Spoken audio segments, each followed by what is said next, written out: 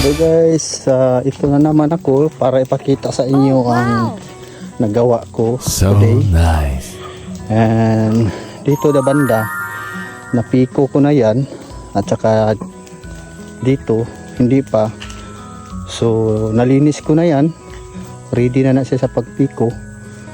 Bukas, pikuhin ko yan para matapos na talaga. Maghintay na lang ako na tumubo yung mga seedlings ko doon sa box. So ito kalaki guys ang talong na itanim ko dito. Ganito kadami. Yan guys. Yan hanggang dyan papunta doon. Talong lahat yan itatanim ko dyan. Nag-seedlings na pala ako doon. Naglagay na ako ng mga seedlings doon, mga liso doon. Habang naghihintay ako na tumubo, linisin ko muna, pikuhin ko muna. Mas mabuti kung ipiko nyo talaga kung magtanim kayo ng talong. Tulad yan sa ginawa ko yan, para yung talong mataba,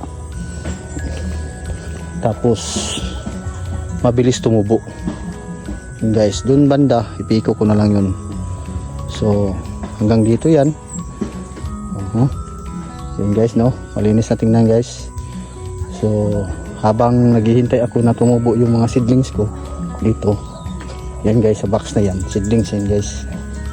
Yan 300 pieces na 300 kapunuan yan na piso. Saka ilipat ko dito doon. Yan, ilipat ko doon. So hintayin na lang ako na tumubo to, na pwede na ilipat doon. Yun guys, no, marami-rami din yan. Hindi ko pa yun nalagay yung iba, ibudbud ko pa yung iba. Mayroon pa akong isang sachet doon na similya ng talong para baka makulang. So dito linisin ko yan. Marami pa ang gagawin ko dito na banda. Talong, tsaka dito na side malinisan ko din yan. Taniman ko ng kalabasa, at tsaka iayos ko rin yung mga ibang pinya doon kasi hindi nakalagay ng maayos tulad yan, yan pinya yan dito. Nalagay ko na yan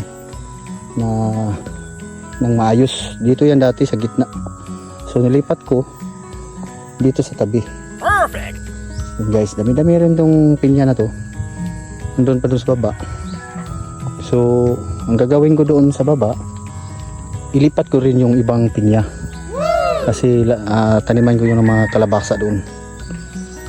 Saka dito habang nagpapatubo ako ng talong.